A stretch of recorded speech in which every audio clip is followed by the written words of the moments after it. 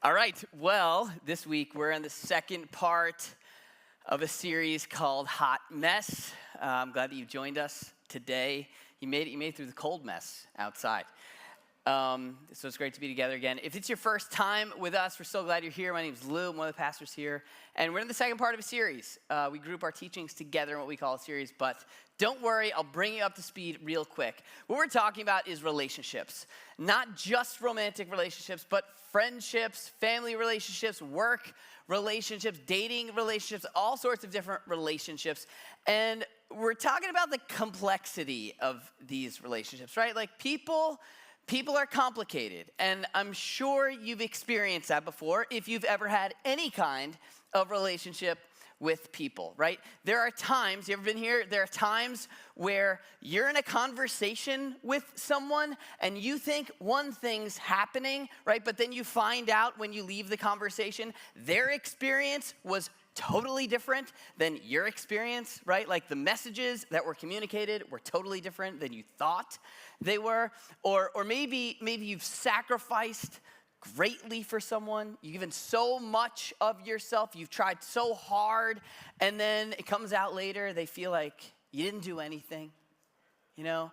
Or maybe you put a lot of thought and care into this thing, this way you were going to express love or appreciation or whatever, and then you're told afterwards, like, you didn't even try, right? It feels like a big, like, swing and a miss. Because people are complicated, but relationships are worth it. I told you last week, if you were here, that there's this big study that happened, it's still happening over at Harvard. It's been 85 years, and what they're doing is trying to figure out what makes people feel satisfied in life. And what they found, like, the shared factor of the people who feel like their lives are satisfying has so much to do with the health of their relationships. That is the greatest determining factor. We're told, according to this study, the greatest determining factor of the satisfaction of your life will have to do with your relationships, which I just think is fascinating. But relationships are complicated. And so now I've never experienced any of those complicated situations with relationships, but I heard of people who have. Actually, Allie and I, we have this joke. I think it's funny. Every once in a while, we'll sit down and we'll just kind of talk about our relationships, our relationship, like between the two of us. Allie's my wife, in case you haven't been here before. And she'll say, like, I just feel like things have been going so well lately. Or sometimes she'll be like, there's some things we really need to work on. But no matter what she says, I'm always surprised. I'm always surprised to find out things are like going great or they're not going great. It's like always news to me. Anyway. So they're complicated. So last week we laid out this principle, this idea that I hope will begin to bring some clarity to the fog. Because we're not going to solve all the problems, but my hope is that there are some ideas that will bring some simplicity to the complexity. And last week, what we talked about is desires and expectations. How our relationships, all of them, begin with desires, like hopes and dreams, things that I want from someone, somewhere, someday. Not just in a romantic relationship, but in friendships, in family relationships. There are things that I want. These are desires, and they're not right or wrong. They just are. They're just things that we want from someone, somewhere, someday. And so it could be for you, if we're talking about romantic relationships, maybe you're like, okay, one day I want to meet someone who's going to cook for me, who's going to love to cook for me. Or maybe your story is one day I want to meet someone who's going to want me to cook for them, and that's a desire. Or maybe you want to find someone who's just going to sweep you off your feet and be super romantic. And that's a desire that you want from someone someday, right? There's all these desires. Or maybe if it's not a romantic relationship, maybe it's a friendship. You're like, I want to find a friend who's going to send me cards on my birthday. My best friend. We're always going to send each other cards. We're going to write like meaningful things in them. And then we're going to spend every birthday skiing together because that's what my dad did when I was a kid. And so I want to do that, or whatever your story is. And these are desires. But at some point, often, there's a shift where the desires become expectations. And sometimes this happens when you get married. Sometimes it happens when you reach a certain age. Sometimes it happens after you become Facebook official. Sometimes it happens after you have the DTR, the define the relationship talk. But desires can shift to expectations where all of a sudden, what I wanted from someone somewhere someday becomes what I expect of you today. Like what you're supposed to do. And while we may not use that language, that's what's going on internally. And so it goes from like, well, I want someone somewhere to cook for me one day to, well, like, what do you mean we're having takeout again? Or it's DoorDash again? Right? It feels like you're not doing what you're supposed to do. It goes from like, oh, I'd love to meet someone who's gonna be romantic all the time to like, we never do anything anymore. Because you were supposed to do that. Maybe I didn't articulate it, but I thought we were on the same page. You were supposed to do this for me. Or it's like, what do you mean? I didn't get a card this year from you. Or what do you mean you're gonna be out of town on my birthday? We were supposed to spend our birthdays to get, like, what we wanted from someone someday can very quickly become what I expect of you, what you're supposed to do. And the problem with that is that an unfulfilled desire feels very different than an unmet expectation. An unfulfilled desire is like, well, I wanted that but didn't get it. What are you gonna do, right? An unmet expectation is you were supposed to. You didn't. This was what I was supposed to have. And now there's a feeling like you owe me. And if you're in a relationship that feels like there's a lot of back and forth, a lot of bargaining, a lot of negotiating, a lot of you did this, but I did this, it might be because we're each holding each other to a bunch of expectations. And the relationship becomes very heavy. And it's not filled with much gratitude.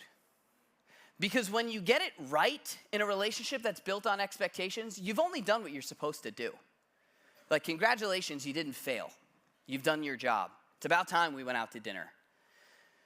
And so it sucks the gratitude out of relationships. And that's a big, complicated idea. I know it really sparked a lot of meaningful conversations over the past week. That's available online if you want to go back and listen to the whole thing, because it's a complicated idea. But the idea, the answer to that, we looked at a letter written by the Apostle Paul, who shows us that the answer, according to him, is submission. Submit. He says to submit to one another. Submit to one another, which is not very exciting, and it's not going to be on anybody's Valentine's Day card, and there are no songs written about it. But the idea is it's not 50-50. Like, let's just both be equally deprived. It's 100-100. And it's the picture of complete submission to one another. And he says to do it out of reverence for Christ. Now, this isn't just like an added religious statement because it's in the Bible. What he's saying here is to submit to one another out of not love for one another, not out of concern for one another. He says out of reverence for Christ. Like, he brings in a third party. Now, reverence is not the idea of like fear, like, oh no, what's he gonna do to me if I don't submit? It's the idea of like responding to him. Like, do good for her because of what God has done for you, not because of what she's done for you. Do good in response to the goodness that God has done and shown to you. And this is where faith becomes not just like a thing that's part of who we are, like that we write in our little self-description, but this is where like your faith becomes something that actually empowers and transforms your relationships. And so submit to one another out of reverence for Christ. We unpacked that a lot last week. We call this mutual submission. Mutual submission. That's the idea that hopefully can bring clarity to the fog, or at least the picture of the ideal that we're shooting for. Instead of 50-50, it's 100-100. This week, we're looking at another principle, and I'm just going to warn you right off the bat. This can be uncomfortable, the principle that we're talking about this week, or at least it comes from a text, a passage that's uncomfortable. It might not sit right with you. It might feel like it's out of touch culturally. But if we'll embrace the discomfort and just sit in it for a few minutes, I think what you'll see is that there's something so profound within this passage. There's something that could be like an aha moment for you. It paints a picture of a broader, or it leads us to a broader principle that's so important in relationships. And what's interesting is that the people that this letter was originally written to would have also found it to be extremely uncomfortable and out of touch with their culture, but for a totally different reason. All right? So here we go. Are you ready? Okay. It says, wives, submit yourselves to your own husbands. This is the discomfort that I was talking about. Now, to what extent? Okay, what extent? Like, how much? Like, when he's getting it right, when he deserves it, when he's finally got his act together, when it's been a little while and finally he might be not deserving, but okay, we can understand why we would submit to him, like hold him up, like respect him. He says, submit yourselves to your own husbands. Here's the extent. He says, as you do to the Lord. Like, we're going all the way with this, right? Like, to the max, 10 out of 10 submission. This is no one's got this tattooed on them. Like, this is not really a very exciting verse. But he goes on, right? Now, it's important to recognize this is part of what we call a household code.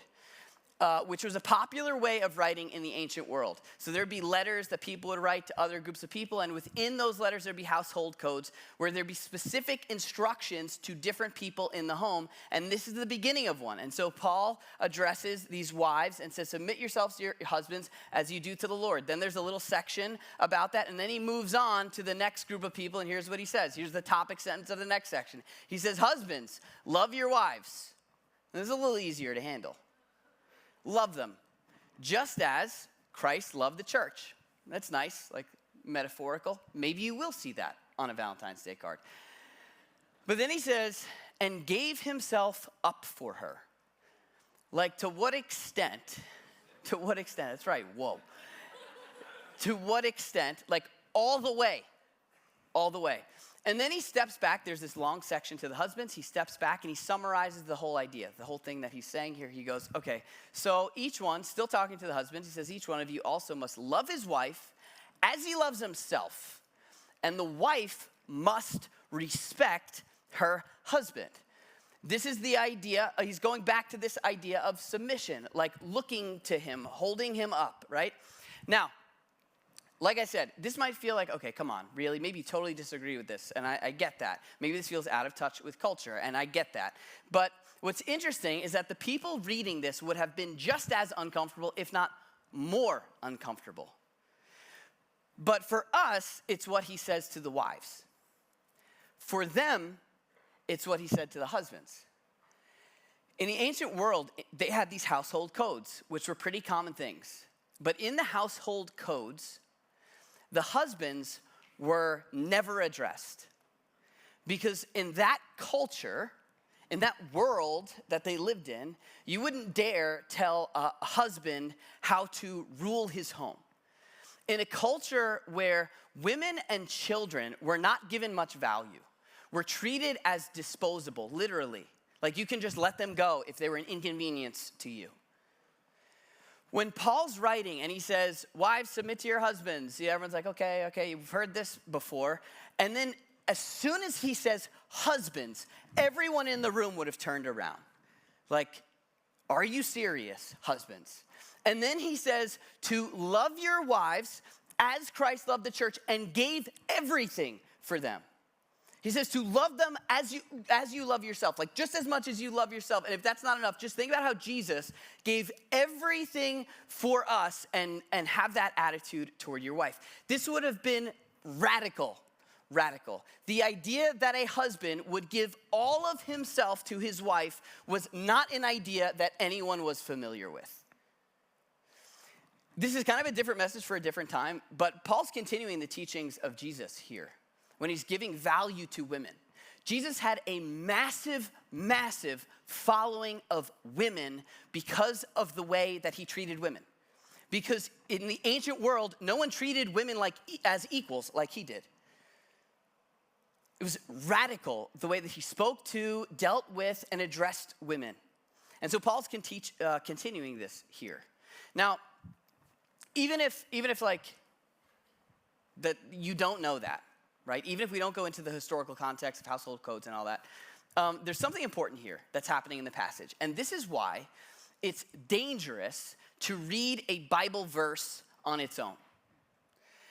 You can make the Bible say anything that you want it to say if you take a little clip and pull it out and put it behind your agenda. And I'm sure you've seen that before and witnessed it. You can make the Bible build any argument you want it to build if you pick the right words. It's called taking something out of context. And so when someone tells you, especially if it's in the context of an argument or a you should, if they tell you this is what the Bible says, you should say, where does it say that? Who does it say it to? And what else does it say? Because it's part of a much larger story. This is part of a much longer letter. And here's a great example of why it's so important to understand what else it says. If you were here with us last week, or even just 5 minutes ago, you know that this started off with Paul saying, submit to one another. And then he says, wives, submit to your husbands. In other words, husbands, submit to your wives. And then he says, wives, submit to your husbands. In fact, the word submit in our English translations, where it says wives, submit to your husbands, it's not even in there in the original language. He borrows that verb from the sentence before when he says submit to one another. You can do that in ancient Greek. And so wives to your husbands. So why? Like, he's being redundant. Why does he need to say that? If his point is, husbands, submit to your wives, and wives, submit to your husbands, why would he just say, wives, submit to your husbands? In the next part, he says, husbands, love your wives, just as Christ loved the church. But if you were here with us last week, you know that a few verses before this, he said, love one another, just as Christ loved you. In other words, husbands, love your wives, but wives, love your husband. Both sides are supposed to give love, and both sides are supposed to give respect. Both sides are supposed to love one another, and both sides are supposed to hold each other up. So what is he getting at here? What I would argue is that Paul is not, in this passage, he's not assigning roles. He's explaining needs, right? Like, imagine if we were writing a household code today, and I were to say, parents, feed your kids, right? Moms, hold your babies. Children, walk your dogs. Like, what's the point of me communicating that? It's saying less about what the parents are supposed to do and more about what the children need. Like, the children need to eat. It's less about what the kids have to do for the dog and more about what the dog needs. It needs to be walked. It's less about what moms are supposed to do for babies and more that babies need to be held. It's not an assignment of roles, it's an explanation of needs. What Paul seems to be suggesting here, and you may totally disagree with this, but what he seems to be suggesting is that men and women, husbands and wives, both need love and both need respect, but there is a way that men thrive on respect. And women need love and need respect, but there is a way that they thrive on love. He's addressing not what the giver needs to give, but what the receiver needs to receive here. So for me, I'm like, okay, well, what does this look like, right? How do you make someone feel loved besides saying, I love you, right? If this is true for you, if this is true for the relationship you're in, if you're married to someone who thrives, would say they thrive on love, what we're saying here, like what love looks like, is being valued, being treasured, being pursued, like captivating, worthy of attention, worthy of sacrifice, of giving everything. If you want to make someone feel loved, some practical things. If you're in a relationship and your wife needs to feel loved, here's some practical things you can do. Show affection. Don't just say, I love you, but show it intentionally. Go out of your way to express it. Listen without trying to fix everything. This is a problem for me in my relationship. Allie will be like, hey, I've got this thing, whatever. And I'm like, oh, why don't you just, whatever. She's like, shh, don't fix it. Just listen. I don't get that. I'm like, well, that's a problem. Seems like it should be fixed. No, we need to talk about it. Okay, fine. Listen without trying to fix everything. Give them your attention. Make them feel like a priority. Put the phone away. Pursue them, even after the commitment. Even after you've gotten married, even after you've been dating for a while, continue to pursue them. Be emotionally available. Ask about how they feel. Share how you feel. Put them first. Treat them like they're worthy of being pursued.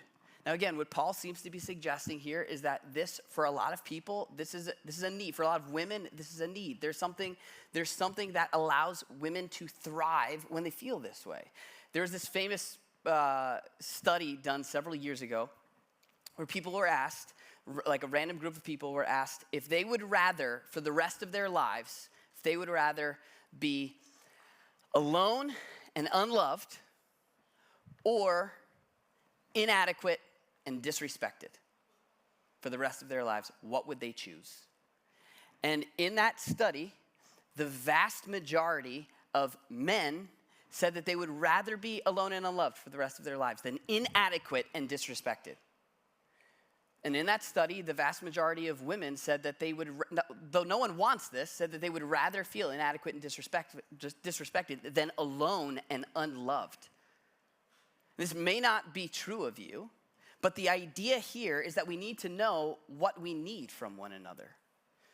And so respect, if you're in a relationship with someone who thrives on respect, then what this looks like is being treated as if you're capable.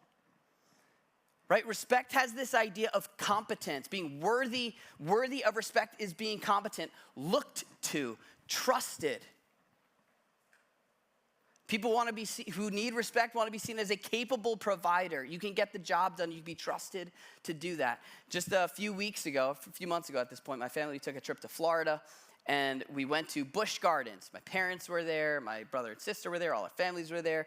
And all the cousins were there, the nieces and nephews. They were all there.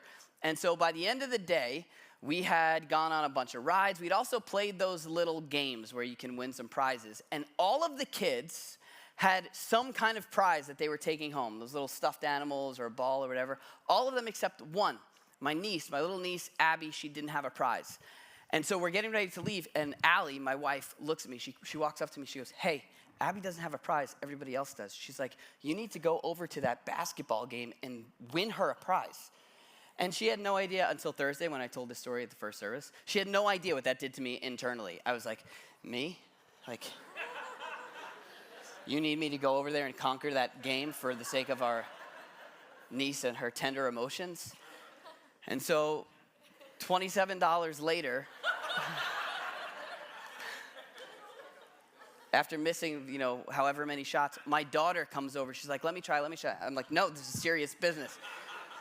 And so she just gets the ball. She shoots. First shot goes in. She looks at me and she goes, "Ha!" And I'm like, I feel inadequate and disrespected. But that's the idea, like being looked to and trusted in. Being seen as competent. If you want to make someone feel respected, trust their judgment. Be careful when being critical. Appreciate their efforts and verbalize it. Give them the benefit of the doubt. Speak to them, not down to them. Support them publicly in front of other people. And again, I mentioned some of these things tend to be more true of men. Some of these tend to be more true of women. If you listen to Brené Brown, if you're familiar with any of her writings, she's someone who researches emotion. She specializes in the study of shame. And what's interesting is even in her studies, what she would say is shame, the idea of feeling unworthy of acceptance, belonging, and connection. She said, when you're talking about shame in men, it almost always has the idea of being small, weak, and inadequate. It's the idea of not being worthy of respect. And so if we're not aware of this, if we're not aware of the needs of the other, we can unintentionally send the complete opposite message that we're trying to send. With the best of intentions, it can feel like a swing and a miss. A few years ago, I was at this speaking engagement, and when it was over, I was speaking from the front, and when it was over, somebody came up to me, and they were being very kind with what they were saying. She's like, there's a lady, she was trying to make me feel great, right? She was like, thank you so much. That was so meaningful. And I was like, oh, I appreciate that. And I felt very capable, by the end of the conversation. And as she finishes talking, she was about to walk away. She turns around, she goes, I just want to pick you up and put you in my pocket. And I was like, okay, thank you. Like, what do you even say to that? Like, I'd love to be in your pocket, right? And the idea, I knew what she meant. She didn't hurt my feelings, but I was going more for like Hercules. I felt a little more like Jiminy Cricket by the end of that conversation. If we're not aware of what our needs are, whatever they may be, we may send the exact opposite message. I also think it's worth noting, right? One more thing with love and respect. In our culture, the way we talk about love, right? We talk about love as something that can be unconditional. We value love that endures, but we don't talk the same about respect. And so however you feel about that, I think it's worth noting. If you're in a relationship with someone who would say, yes, I thrive on respect, then you telling them you've lost my respect or you haven't earned my respect feels the same to them as them telling you, I don't love you anymore. Like, you've lost my love for you. We talk about respect like love like it's given, but respect is earned. And I don't know, maybe it's worth thinking about that. So now, even if you, and like I said, a lot of generalizations there, and you may be like, no, I do not agree with that at all, right? Even if you're totally anti all of that. There's a bigger principle here that the Apostle Paul says just a few sentences earlier. Here's what it is. He says, do not let any unwholesome talk come out of your mouths. Unwholesome, the idea is not like wrong. It's actually has the idea of rotting or tearing people down.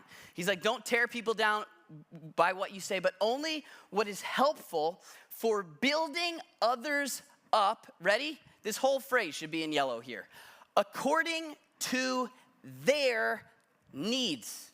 Like their individual specific needs. What they need to hear, not what you want to say, right? Like according to what they need from you, that it may benefit those who listen. It's easy, especially in relationships, to feel like I said what I gotta say. I'm sorry, this is how I am. This is how I communicate. This is how I express myself. That's fine. What Paul seems to be suggesting is that it's not really about you doing the thing.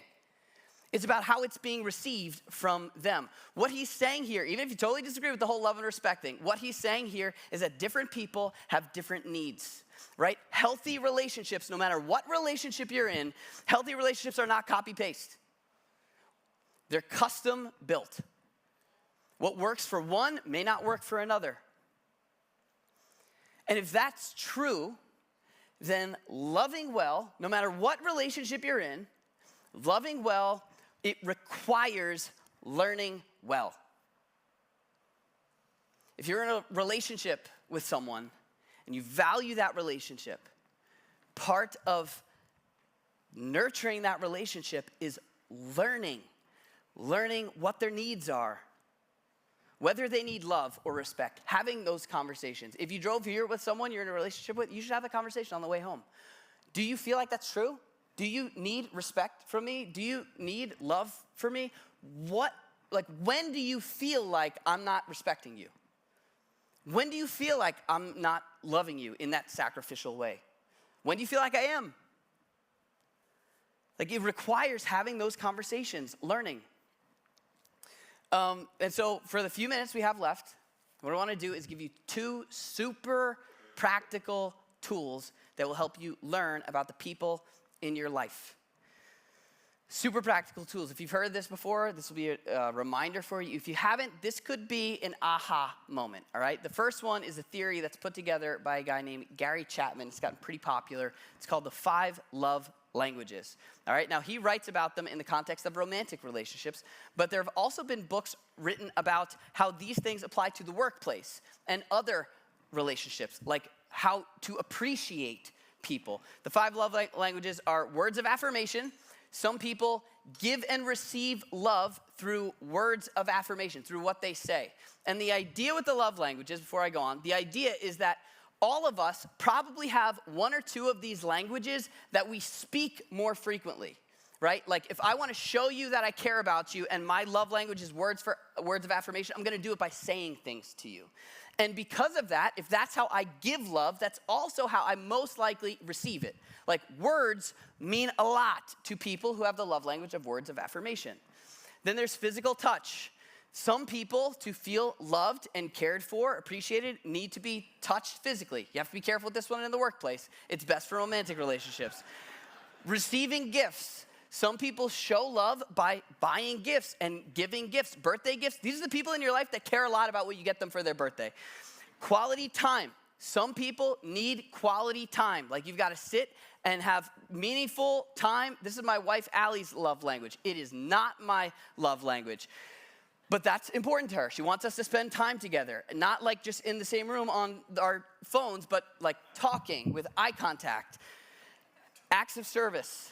Acts of service. These people show and receive love by doing things. They show love by doing things for one another. And they receive love when people do things for them. It's important that you know these languages of the people in your lives, that you're involved with, not just romantically, but that you're in a relationship frequently, like that you deal with frequently.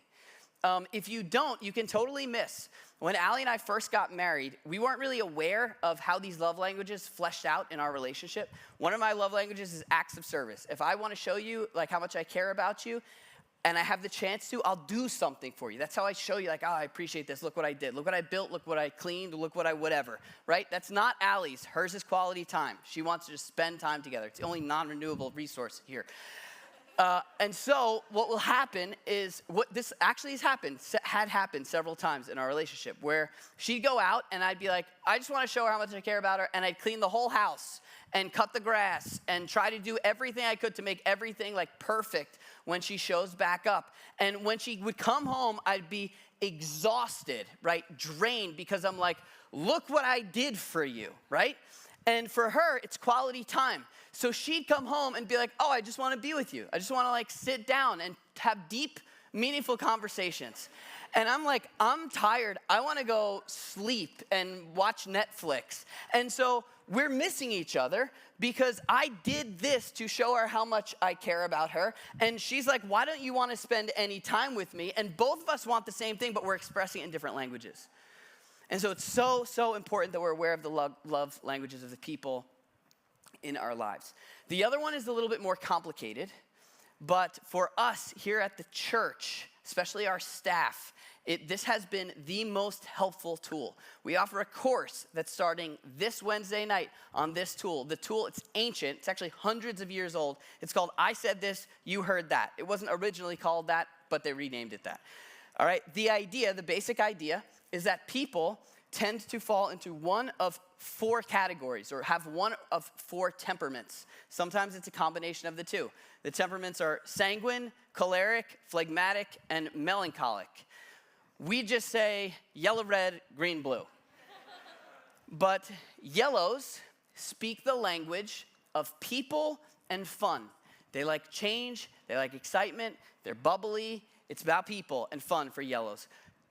They are extroverted, people-oriented. Reds are extroverted, task-oriented. They speak the language of power and control. A lot of times leaders are reds, not in a bad way, power and control in a bad way, but they like to be the one who steers the ship. It's a strength of theirs. They speak the language of power and control. Phlegmatics are introverted, people-oriented, right? They speak the language of peace and harmony. And so they like things to just be nice. Your chill friends that you just can't really fluster. They're probably green. Everything's just smooth and cool, right? Melancholics are people who are introverted and task-oriented. They speak the language of order and security.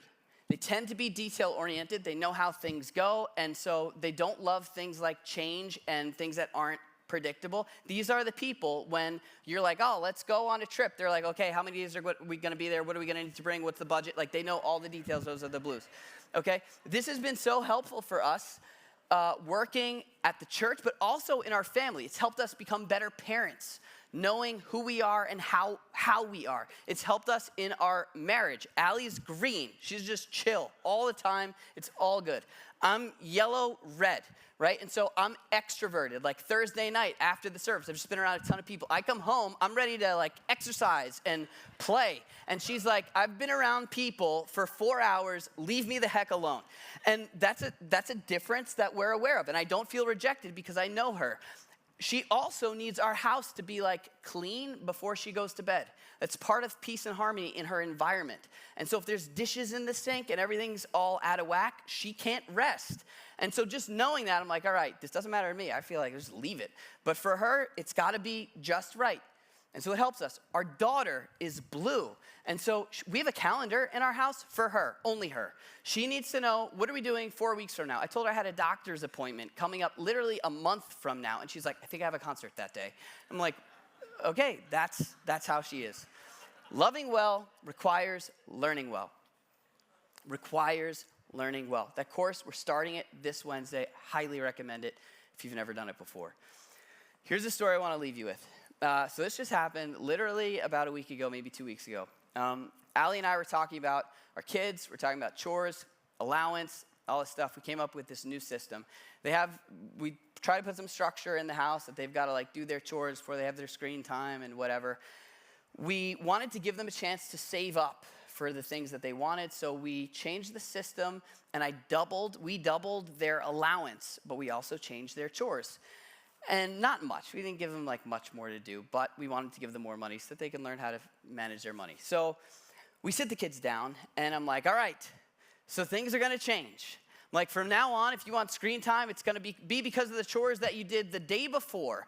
And now you're gonna have to do this, but you're not gonna have to do this. And I like change and excitement, and I'm thrilled. I'm like, you're gonna love this. And at the end, I'm like, and we're gonna double your allowance. And I'm like, and my daughter, Mia, blue, is on the other side of the table, like malfunctioning because like something's just off with her. And it bothered me.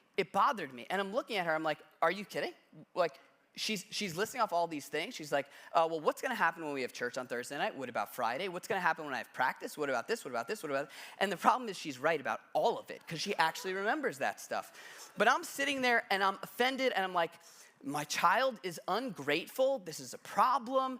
And I'm thinking about all these things. And so the conversation ends. It's kind of tense. She gets up and goes into her room. And I look at Allie. I'm like, what in the world? And Allie goes, she's blue. Like, she hates change.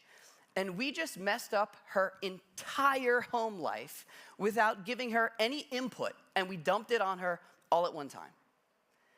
And so what I received as a lack of gratitude, as a lack of respect, it was really just a lack of understanding. And that's the question I want to leave you with. Right now, there's probably a chance that you've got some tension in some relationship. Maybe it's with the person you're sitting next to right now. Maybe it's the person you're going to drive home with. Maybe it's the person you left to come here today. But what if the problem in that relationship is not selfishness, if it's not a lack of gratitude, what if it's not disrespect, what if it's not a lack of love? What if it's a lack of understanding? And what if loving well requires learning well?